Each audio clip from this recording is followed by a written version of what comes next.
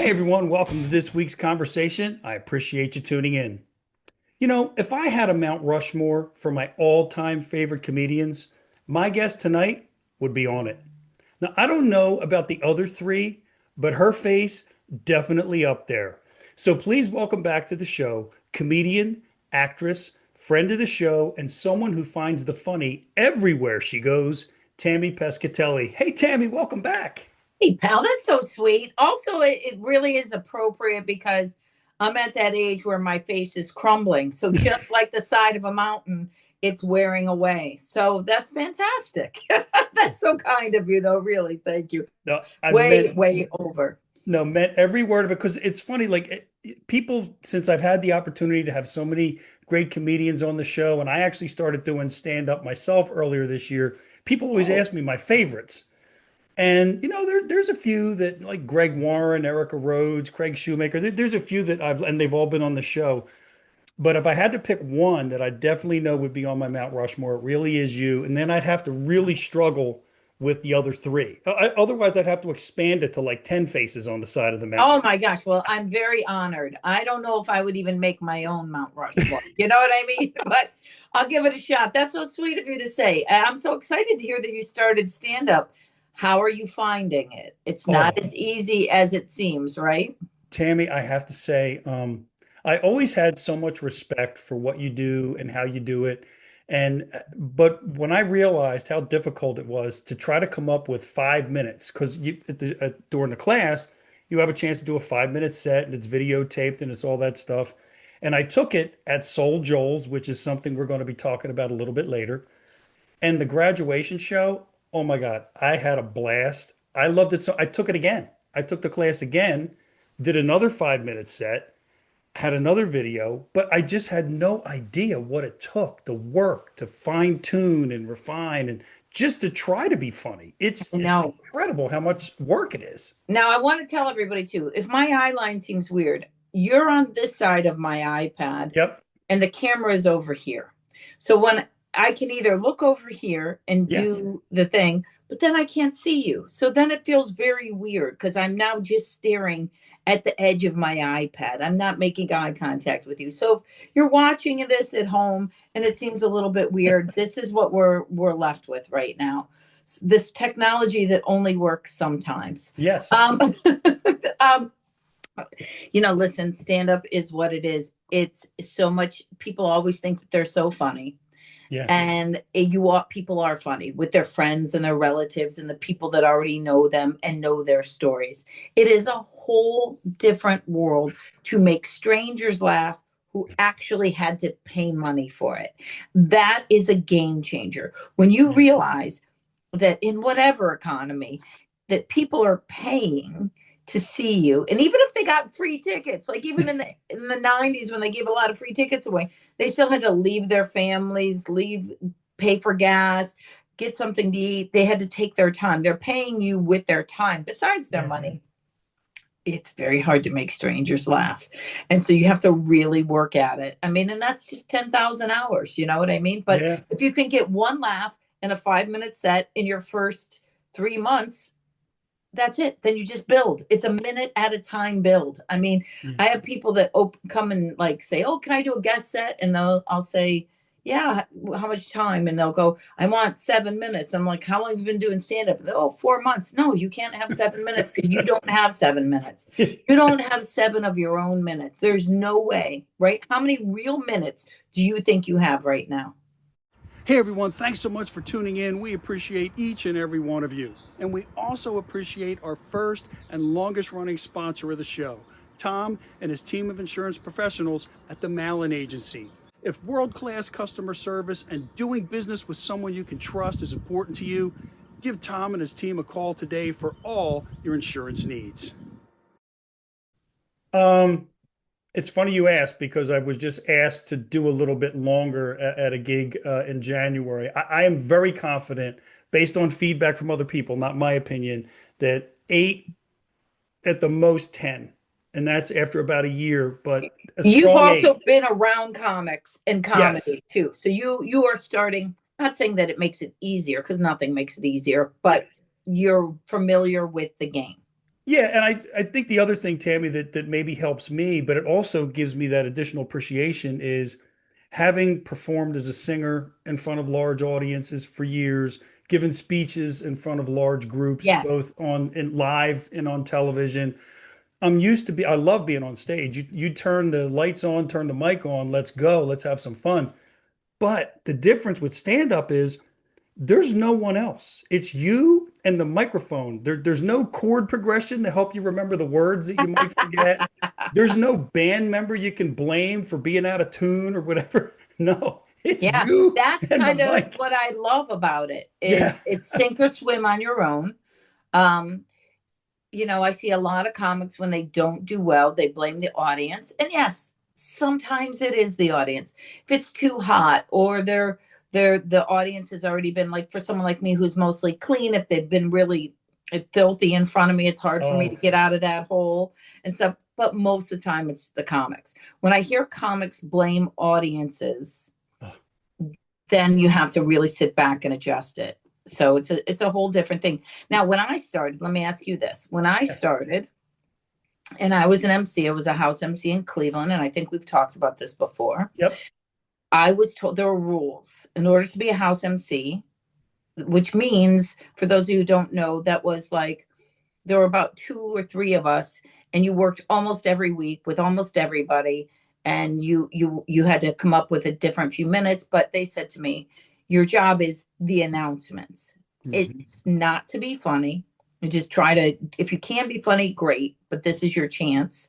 um, Make sure that you control the crowd, meaning tell Mhm. them to be quiet or tell them that, back then we didn't have to worry about cell phones as much or anything like that. And the other thing was they said, don't talk to the audience because you'll get them riled up. And then if the headliner doesn't talk to the audience, Oof. you've now ruined it for the headliner because he's going to have to deal with, and I say he because it was mostly men, Right. he's going to have to deal with people popping off thinking that it's that type of show. Like you can ruin a show by things like that. How do you deal? Do you do a lot of crowd interaction? Because that's the thing now. A lot of people are doing crowd Yeah. interaction. Yeah, and it's interesting because I've been fascinated by how there are people on all sides of that who have been doing this a lot longer than I have. And some people, like a mutual friend, Tom Cotter, he loves. I don't know why it's doing this, by Oh the way. wow, I don't know what's going on. I have no idea why it's doing this. You see, I'm just sitting. I'm not yes, moving. I that's don't know amazing. why. Apparently, this was like doing the whoa. I have no idea. The beauty of this show is we go live, we use Zoom, we do it the best we can, but every once in a while the unexpected happens, just like in a show. It's so But weird. yeah, So I I'm sorry, will. you were telling me about Tom. Yeah, so he loves working the crowd and interacting with the crowd. And I've had other people that are more stand and deliver, that will tell me that they're just not comfortable. They get thrown off their game. But I'm at the point where I've got a couple things in my back pocket where I anticipate some things coming up. One of the things I was taught in the class was, be prepared for hecklers. Well, I haven't been heckled yet. I know Mm-hmm. it's coming, but I haven't been heckled yet. But I've also know that you don't ask the question unless you already have an answer or a response to most of the answers you think you might get. So I have to say, other than one or two generic questions, I haven't really done that yet because I've been so focused. Because most of the time I've been limited to 5 minutes. Mm-hmm. I'm either doing guest spots. I've had a chance. I've been so lucky to be able to do a few of those. So I'm very focused on the time. But now that I'm getting ready to expand to longer, I know I need to build some of that in or be prepared for some of that. Okay. And if I can just be half as good as I have been on the fly in life, it should be fine in terms Yeah, of things. it really is. I've been heckled. I was heckled my entire life. When you're Italian, you grow up with boys, there's always that. But then when I used to go on stage, I mean, remember, there weren't a lot of women and there Yeah. weren't a lot of young women. So I would hear everything from like nowadays it'd be called sexual harassment. Like, you know what I mean? I would hear everything and I would have to have. So I had a few trope snappy comebacks that I would use because you just have to have them. And if you have those in your back pocket, then you're covered. and then you figure it out. Like, there was always, I remember one when I first started that a lot of people used. And now listen, do we use other people's material? For those people who are listening, you're not in the comedy game. We absolutely do not ever, ever, ever, ever use somebody else's material, ever. However, are there standards that you could do? Like, people would heck on, go, oh, I remember when I had my first beer, or something like that. That's not a bit. That's a heckler line, or you know what I mean? Oh, someone to say something drunk in the crowd, and you go, I don't have a drunk English dictionary with me. Those are not necessarily, those are generic and universal Sure. things, because you could say that at a bar. A bartender could say that. Yeah, and it's funny, Tammy, you talked about never ever ever using anyone else's material. There was a time when I didn't even realize it. It must have been subconscious, but in one of my sets for the graduation shows, I used a line that was similar. It was a different premise, but similar to something that Dale Jones uses in one of his shows, specials rather. And when I saw it, I was like, oh my God, even though it's kind of different, I can't do it. I just can't do it. Well, Bill, so here's the thing. There is linear thinking. If you're a fan of comedy, you your brain thinks a certain way. Yeah. Then there is blatant theft. And here's the difference. It was told to me when I was going through the thing, when someone was lifting all of my material and using it for their specials and their movies and their television show. It felt like they were mining my material. So what happened is that every once in a while, we're all going to have something that's similar. But you look in someone's act and you go, do they have a lot of that? Is that a problem? Or is that just a one-off? Okay. For example, so I'm going to explain both ends. For example, I used to do this joke about, it was God, I can't even really remember it, but it was the 50 Shades of Grey, and you have to have a safe word. And I said that came up because apparently someone was getting their head banged against the headboard so hard that you had to have a safe word to stop before your brain splattered. And then what happened to Tammy? Well, she came and she went. Yeah. Apparently there's a Richard Pryor joke that I had never seen, because I wasn't a Richard Pryor kid, Oh. but I can't say that I don't love him, but I never saw his stand up. I didn't grow up on his stand up. I grew up with Eddie Murphy's. Richard did something like, my father came and he didn't say came and went, but something very similar. Clearly, I didn't hack Richard, but I could see the similarity. So it was actually a compliment to me that I was thinking like him. Yeah. Okay. But it's certainly not a lift. Now, when people were lifting, that person was lifting all my jokes. A friend of mine who's an Academy Award winning writer said, how do you say it? There's nothing new about dinosaurs. They haven't discovered anything new in the past 100 years or so, right? Everything's kind of the same. Yet they continue every year to write a book about dinosaurs and that era. And you go to the library and they probably have 100 books on dinosaurs, but nothing, and all telling the same stuff. Right. All talking about the T-Rex and the woolly mammoth and the caveman, but not one of those books says the exact same thing in the exact same word order. And that's how you know it's a lift. When someone, like, we can all make jokes about coffee. Okay. We all can make jokes about coffee, but it shouldn't be in the same thought process. Okay. It can be kind of similar, because if you're sarcastic, I'm sarcastic. Someone else is talking about the mug, but it's just when it's the same words verbatim in the same exact way. For just a quick, I'll explain it. Like, when I used to do the joke, my grandparents or my family's from the old country, Brooklyn. The person who lifted my joke said, my family's from the old country, Israel. You know what I mean? Oh, no, that's not how they said it. No, they said, my family's from the old country, Queens. That's how they said it. Yeah. Okay. So, like, just they changed one word. So Yeah, and that is, as you're saying that, Tammy, I'm thinking about in music. There's been famous situations in music where people were sued for copyright, or for, and I remember back in the day, this is going back to the 80s. It was Ghostbusters. Ray Parker Jr. Sure. lost the lawsuit because it was I Want a New Drug, Huey Lewis, and there's if there's a certain number of chords in a row, or It's 8 because the yeah, whole reason that I even got involved in calling out the person who stole my stuff, I'm pretty good friends with Donnie Wahlberg and Jenny McCarthy, okay, and I was working with them a lot at that time. And Donnie said, if someone lifts 8 measures of my that's it. song, I'm suing them.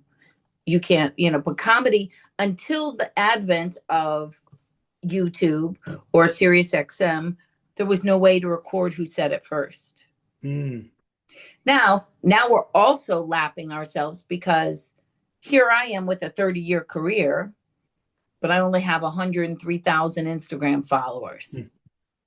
The people who have millions of followers, as we see, there's a woman right now who's not a comic, who is just some lady who began doing people's material the way you use. Remember when Instagram would have you would see people, like it would be my voice and then they'd lip sync your Oh joke. Well, yeah, she yeah, started that way, yeah. and then she just started telling people's jokes like as if they were hers. Okay, instead of doing the thing underneath. And she's got like 6 million, and she's touring and selling out places. And there's about 4 or 5 of us that she just, yeah. So what can you do? You just got to keep writing and keep Yeah. trying to stay alive. That's it. Well, that's one aspect of this business, Tammy, that I've found, and you just kind of touched on it. And it's there are some people out there who I think, when I watch from beginning to end, so whether it's you or any of your previous specials or having seen you live, or someone like Greg Warren, and I see Greg and I see just from start to finish, like, why aren't there millions of followers for that kind of talent and that kind of quality? I guess I'll never know, but Yeah. it's a shame that You I let me know also, when you find out. yeah, because I also know that I've had some people tell me recently that they do have some pretty impressive numbers now. Maybe they're up to 500,000 or close to 1 million. And the one common bond between these people that I've talked to is that they started chopping, and I see you doing it a lot, chopping the material, chopping the specials into those 20, 30, 40, 50-second bits. That's what hopefully starts getting people's attention, because apparently, if you go to 60 seconds, it's now a feature length film in the mind of the audience. So true. And I'm a storyteller, so I Yes. don't speak in 20-second clips. That was also something that was happening, is that the world started watching comedy in 20, Yeah. 30, it's 15, 30, 60-second clips. But that doesn't mean that person has more. They might be where you at with 8 real minutes. Yeah. Now here's a 30-year career that is worthless, that I have, that's worthless because I don't have viral videos on 1 or 2 jokes. So Yep. it's been beautiful, though. I've also seen on the other side, it's been amazing to watch my friends like Sebastian Maniscalco or Leanne Morgan or Bert Mm. Kreischer, who became huge, who deservedly became huge, who were always hysterical because of that same algorithm internet thing. So it's just a crapshoot. It happens for you or it doesn't. And Yeah. you just got to keep, what I try to do is I hope I have enough followers to come to my shows so Yeah. they know that my shows are there, so that the 300 people at the show will have a good time, because that's all I care about, the people who are in front of me. Sure. No, absolutely. And that's something now I'm going to circle back to in just a minute, because there is a show coming up that I definitely want to talk about. And there's a lot of shows I saw on your website with the Tammy the Bull tour going into 2026. I saw quite a few dates and all over the country going into the spring from what I saw. Yeah. So when this episode premieres, it'll be a few short days before Christmas. So two quick holiday related questions for you. Okay. One is, what might Christmas Day look like at your house? Well, this is the first time we're actually going to be home on Christmas Day. Wow. because we normally go to New York, my husband's family, and it's just not going to be possible. So we have the Feast of the Seven Fishes the night before. So it's a lot of cleaning up from the night before. Now my son is 17. So clearly we don't have, I don't want, in case someone's listening, we don't have all the, you know, the extra. In case someone's listening with their, I don't want to ruin it for somebody, but we don't have all the middle of the night worries. Um, I don't know. It's going to be exciting. We'll have gone to mass at midnight. I haven't been home in years. I don't even know what that's Wow. like. So my mother and my brother will come. And then I have some cousins in this town. We'll probably go visit. And that's it. And then it'll just be Wow. very simple. It'll be quiet and necessary. I vacation at home. No, that's all that, you know what? That sounds like to me what the holidays are all about. Just spending it with family, just vacation at home, having a good time and keeping some of those traditions alive too, which I think is phenomenal. Conversely, when we go to Brooklyn and we go to my husband's side of the family, there are 37 people packed into a house that really is only supposed to fit about 15. And they're all card tables, and everybody just has to sit in place because there's nowhere to move. You can't move, but there's the best food and the best conversations in the world. So, Oh yeah. No, I remember being at a few dinners like that myself years ago. So, yeah. okay, so we talked about Christmas. So obviously if it's Christmas, that also means that 2026 is right around the corner. So will Yeah. you be making any New Year's resolutions for 2026? Oh, I don't know about that. I never make resolutions because, then I always feel like a failure but I have made this not just for 2026 for me. My entire life would choose anger or offense when I should have just laughed. When Mhm. someone flips you off when you're driving, I'm always the one, what? You flip me? Like, come on, what? Okay, boy, are you crazy? You don't even know. Like, I should just laugh. Just laugh. That pisses them off even worse. Just laugh. Yeah. Laugh, laugh until at first it's diabolical when you laugh, but laugh until you believe it and it's actually a genuine laugh. I started thinking like, oh, that person. Nowadays, I just go like, they must have diarrhea, and I think that they just poop their pants. It's the best way for me to get through. So as much as I bring laughter to other people, hopefully, I would find times where I should have just laughed. You know?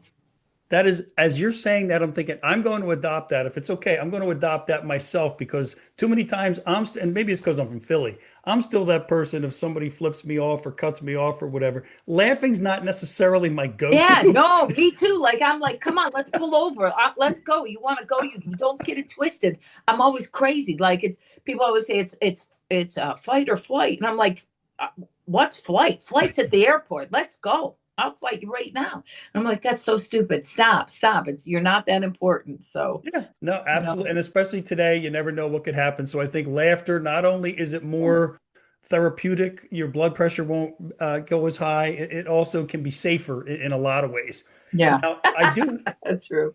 I do have one resolution that I'm going to keep this Okay. year. I'm going to make and keep, I should say.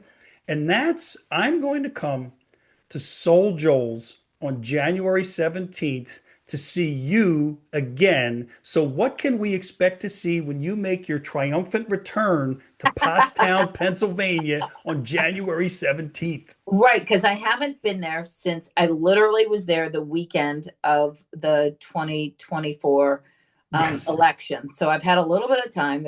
You'll see some new material. We Awesome. just filmed Sammy. We just filmed Tammy the Bull. So I'm trying to get rid of any material that you would see there and work on some new stuff. And then you'll just see a lot of the same sarcasm and I'm sure we'll have dealt with the holidays and the travel Yeah. and my family, and there'll be more stories. And that's how I process. That's how I create material. I'm an observationist. I watch people and then talk about it for a living. So No, absolutely. And like I said in the beginning, and that's your thing, you find the funny, or you just wake up and you find the yeah, funny, right? yeah, that was the thing. Yeah. That's awesome. Now, you just mentioned the special, which I believe you recorded back in the middle of October. So we talked earlier about how I discovered it was incredibly difficult just to write 5 minutes. What does it take? And I look back at your prior specials, Finding the Funny, the Way After School special. I've watched them multiple times.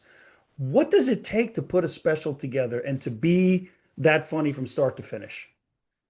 Well, for me, it take a lot of people move a lot faster with their writing than I do, but I have to because of especially where because of what happened with the theft, I have to have really lived it. So it has to be a real story for me, a real and genuine one, so you can tell when. And then I also have witnesses. So like I'll be like, so it's like my cousin's in the audience, and we're talking about the time the black cat crossed in front of her when she was getting a divorce. Her husband got another woman pregnant and wasn't paying the mortgage, and my cousin literally said, "Now I'm gonna have bad luck."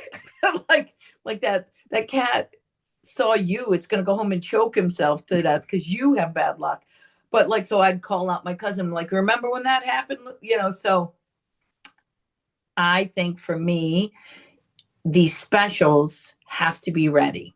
Hmm. And I filmed it in New York. I wish that I wouldn't have, I'll be honest with you. I think a Manhattan crowd so wants to be part of it, you Hmm. know?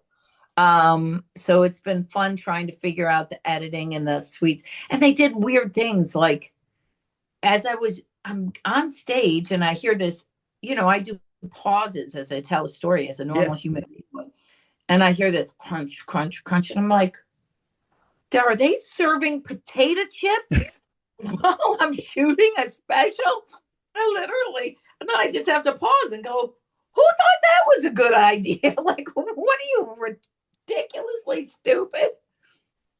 Oh my God. Oh, wow. Well, again, I'm looking forward to it. When I saw that it was getting recorded back in October, I was like, okay, I'm counting the days to see it, just like I am until January 17th when you come back here to Pottstown. Now, there's one other thing I have to tell you that I did this year in 2025, and it's all your fault. Uh-oh. Um, I watched a movie that was not in the action section, which is something I don't think I've done since the 90s, if I remember correctly. So, and the movie was Nonnas. You were awesome. It was Thank you. awesome. So, what was that experience like? Well, Nona's, I mean, literally, I had went through this audition process. I was supposed to have a part that was the Drea De Matteo part, and then she came, and of course, she's amazing, sopranos, fantastic. That was Mm, her part all the way. But there was nothing left for me because all of these huge female names, Linda Cardellini, um, uh, the, who else? Susan oh Sarandon, yeah, Talia Shire, Talia Shire too, Lorraine right? Bracco, Yeah. Brenda Vaccaro. So there was no other part. But there was a two-line cousin at the funeral at the very beginning that was just supposed to say, "I'm sorry for your loss," and keep walking. And it ended up that I know Vince and they said, "Well, will you do it?" And I said, "Well, are you kidding? Lou? I want to be part of this. My heart's broken. I wish I could have got another part, but that's fine. Let's." And Vince, I knew him peripherally, and in between takes, I mentioned that to him. And then the next take, he ad libbed with me, and I ad libbed back, and we went back and forth. And then by the next thing you know, they said, "Stay all day." And because I thought I was only going to be there for like 2 hours, I told my Yeah. son I was going to do something with him that afternoon. They said, "Stay all day." So I ended up shooting a few scenes then they had me come back, and what was supposed to be two lines ended up into 2 days and six scenes, and like three of them made the movie, and only by the kindness of the director and Vince. That's really, Wow. yeah, I was really lucky. And then they got nominated for an Emmy. So I'm like, how does that happen? That was really cool. No, absolutely. And like I said, it was for me to even watch, but then to stay watching it. Like I didn't even turn it off. I watched it all the way through. It was cute, it was funny, and you were great. And do you think we might be seeing you on the big screen at any point, down the road again? Listen, I would love it, but I'm not in charge of that. I Yeah. audition for things, they just don't cast me. Like it was weird that year. I got two movies that happened to the one I was in was a horror film, but I don't have a horror part, but just have a little. part again. It's called Pig Hill that just came out, and it's getting all these accolades and all those Wow. horror con things. So 2 years ago, I filmed two movies, and I haven't gotten a part since. So who knows? Yeah. I've auditioned, and it's just so. If anybody out there has a movie you want to send me, let's do it. There you go. Absolutely. And I highly recommend that you do it. You'll be glad that you did. So, Tammy, I have one last question for you, and it's something that I didn't get to ask you last time you joined Okay. us. And that is, if you look back at everything you've done, everything you've accomplished in your career, what are you most proud of? Well, obviously, my personal life, it's my son and my family. But in my career, it's my very first Tonight Show because I'm a Mm. girl from the neighborhood. We never knew anybody on TV. The only person in my neighborhood who was ever, ever, ever on TV was a kid who had broke into houses and cut men's underwear off. They used to call him the BVD bandit. And my first ever television appearance, the first time I was ever on TV was on, I mean, yeah, I'd been on local TV, don't get me wrong, but Yeah. on national television was The Tonight Show. Wow. And I remember being a nervous wreck standing behind stage and then realizing that the audience only had 200 people in it. And I'm like, I'd been 10 years in. I'm like, I can make 200 people laugh. I got 6 applause breaks. Jay put me on the couch and let me talk to him and be funny on the couch longer than even my stand up set. And then as a parent, it became the best thing ever because Toby Maguire Mm. was on the couch with me promoting whatever that horse movie was. Spider-Man? Was it No, Spider? it was the horse movie that he was in that was like a huge Academy Award horse. Oh, But Seabiscuit, maybe. I want to. Seabiscuit. Yeah. But years later, when my nephews are like 2 and 3 years old, and Toby is still Spider-Man, and that's the videos that they're watching. They're acting up. They're twin boys, and they were going crazy and driving me nuts.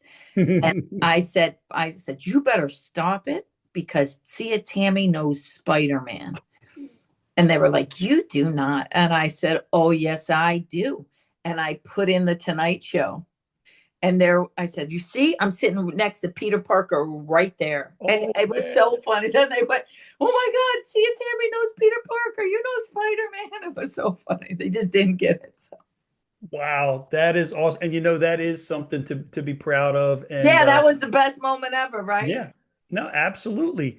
Well, Tammy, again, I thank you so much. It's always great every time we get a chance to get together here on Zoom, but it's even better when I have a chance to get to see you in person, which I'll get to do on January 17th. Again, at SoulJoel's. Folks, make sure you go to SoulJoel's website, pick up those tickets. You don't want to miss this.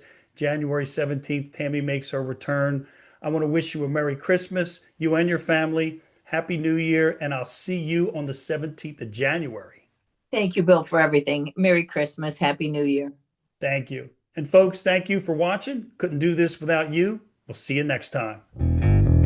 This week's episode has been brought to you by Doherty & Company Insurance Services for all your business and personal insurance needs. Our friends at Tennis Addiction in Exton, PA. And the Malin Agency, where exceeding expectations is how they do business.